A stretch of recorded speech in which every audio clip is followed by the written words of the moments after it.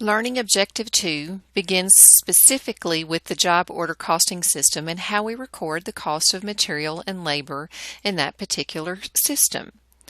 So what we can see about how material and labor flow through our job order costing system, a good example is using the T accounts, which actually track and account for the amount of merchandise moving through work in process, finished goods, and cost of goods sold.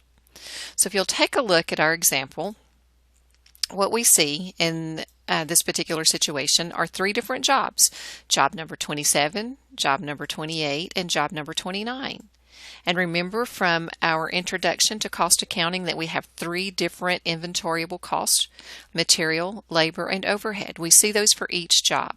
In this particular illustration, we're going to focus on material and labor. So as the material for a particular job is added to the process, it is moved to work in process. And the same thing happens with direct labor. As the labor is being incurred to complete job 27 to a finished job, those conversion costs are taking place in the work in process inventory account in our general ledger. They're showing you those T accounts here to see the debits and credits moving through the system. So what happens is, even though this says job 27, the cost of materials and the cost of labor, along with manufacturing overhead, are being moved into work in process for job number 27. So if the total was $35,000, we're going to debit work in process for $35,000 worth of material, labor, and overhead. Once these costs, the material, labor, and overhead, have been combined to finish the products, we then have what we discussed in the prior chapter is cost of goods manufactured. And we need to know what the total cost of our completed product is so that we know how much we can move into finished goods inventory. And then we will know how much can move into cost of goods sold when the product has been sold. So in this illustration, only 2 of our 3 jobs have been completed. How do we know that? Simply because jobs number 27 and job number 28 have been moved into finished goods inventory. Job number 29 is still sitting in work in process, so it either needs some material or labor or overhead to finish this particular job. But we should see the total dollar. So once again, if this was a $35,000 job for job number 27, we would credit work in process for $35,000. We would debit finished goods. Now, these costs, the cost of goods manufactured, are moving directly into finished goods inventory. Where? On our balance sheet. The cost of our inventory must remain on the balance sheet until the inventory is sold. If you'll remember your principles from the first section of accounting, generally accepted accounting principle says that we should match revenue with expense. So I can't consider the $35,000 or whatever cost of job number 27. I cannot consider it an expense on the income statement until that job has been sold. And guess what we see in this illustration? Job number 27 has been completed and it has been sold. And we see it being moved out of finished goods inventory into cost of goods sold, and cost of goods sold are found on our income statement. So once the inventory, the job, the product, the service has been sold, the costs leave the balance sheet, we credit finished goods inventory, and they move to the income statement as cost of goods sold. And so this is just a primary example to show you how materials and labor move through each of the different sections of our general ledger, and they remain on our balance sheet until the job has been finished and sold. So this goes back to our first objective of the importance in understanding what the job cost us. Because if we don't know the total cost of material, labor, and overhead, we don't know how much to move into finished goods. And if I don't know how much to move into finished goods, I don't know how much to move into cost of goods sold, and I don't have very good control over my profit in my company. All right, so let's break it down specifically by material and labor. When we purchase materials, they're often moved into storage unless we are a just-in-time manufacturing organization that moves materials directly into production. And some companies will do that. But we're going to assume in our illustrations that when we purchase materials, they go into raw material storage before they are moved into production. And as we use those materials, we may use them as direct materials that can be directly traced to job number 27, or they may be indirect materials that will be applied to overhead because we can't trace them directly to job number 27, 28, or 29. Okay, so if we take a look at what happens when we purchase that material, so in this example it says that Smart Touch Learning has purchased $367,000 worth of material on account. So our basic debits and credits are, we debit raw materials inventory. On our balance sheet, I now have $367,000 in raw materials inventory, and I owe the particular vendor that I purchased it from $367,000. Now, at some point, that raw material will move into production. But until it does, this is what our subsidiary ledger will look like. So let's say that the materials that we are purchasing are batteries. And so, and particularly B103 batteries.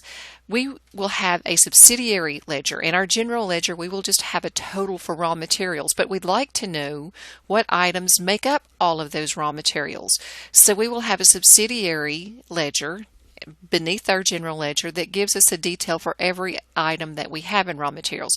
This is specifically battery B103. And what we can see is that on December the 5th, I purchased 200 batteries at $55 each for $11,000. So my subsidiary journal at the time would show that I have $11,000 worth of B103 batteries. Now, we don't always move all 200 of these batteries into production at the same time.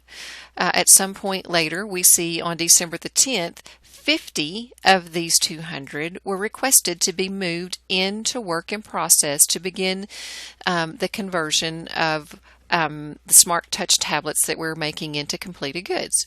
And so what happens when we relieve our raw materials inventory of some of its product, we know that we're moving 50 items out. They cost us $55 each, so we're moving 50 at 55. We're moving $2,750 worth of batteries out of our inventory. We started with 200, we sold 50, we have 150 left. We have 150 left at 55 each. So at this point, my subsidiary ledger shows that in my raw materials account, I have $8,250 worth of batteries left. And then we see the process happen again on January the 14th. Someone requested 15 more batteries. We removed $825 from our subsidiary ledger, and this gets us down to 135 batteries, 200, less the 50, less 15. Now I have 135 batteries left, and my subsidiary ledger for the B103 battery shows $7,425. Okay, so to give you some idea of how we track raw materials in our warehouse, we can go to the subsidiary ledger to see the detail of each item in our raw materials inventory on our balance sheet. Now, how this process takes place is what we're going to look at next. How did we know to move 50 batteries out or 15 batteries out?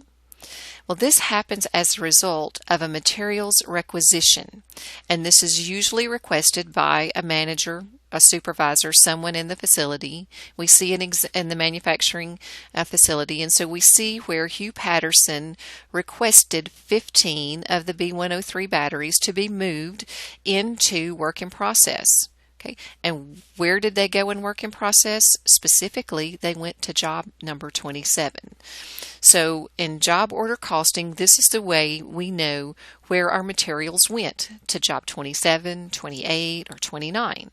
But what we know from the materials requisition is that it has been authorized, that it was authorized on the 14th, and that this is for job 27.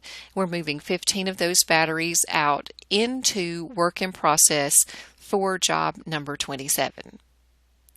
Now, once the requisition has been made and job 27 has been started, we need a job cost record to track all of the costs that are going to take place in job number 27. And in this particular case, it says we're building these these tablets for the bookstore, 15 of them. That's why we need 15 batteries. And we can see the raw materials. We can see the cost beginning to add up in our job cost record. The first cost we see are the direct materials. So the next thing that we will see are labor, but we'll look at that in a couple of slides. Let's look at what would happen at the end of the period if in 2018 we had actually used $355,000 worth of direct materials and $17,000 worth of indirect materials. So what we know is that $372,000 worth of raw materials have been used. Okay? So do we need to back up and take a look at our subsidiary ledger? What they're telling us here is that we have removed, okay, in the issued item, issued side, we're showing that this is how much raw material has been removed from our subsidiary ledger for materials and into the work in process account. Now, that material may have come out as direct materials, where it would go directly into work in process, or if it was indirect materials that can't be easily traced to a particular job, we would have moved those materials instead into manufacturing overhead. Okay, so we debit work in process or manufacturing overhead as materials are being used. We credit the raw materials inventory account to take them out of that particular account as they're being used. Now for labor, the same thing is taking place. Most people will use electronic time cards to track their labor costs. There may be companies that still have some manual time records that have to be keyed in. But what's happening, once again, we're in our job cost record that we had before for job number 27. Our materials have already been added. And so now we're looking at what happens when we add direct labor. And in this particular case, someone with the time card number 236 generated $90 worth of labor that needed to be added to job 27. Now the same thing takes place with labor as with material. If we have direct labor, okay, labor that can be directly traced to a job, we'll simply debit the work in process account as we incur that labor. If it's indirect labor from a supervisor or a janitor or security in the manufacturing facility, then this is considered indirect labor, and instead of debiting work in process immediately, we're going to debit manufacturing overhead first. Okay, before it gets into work in process, it's going to be considered manufacturing overhead. And these things are, these direct labor costs are taking place as people are working. And so we see this showing up with a credit to wages payable.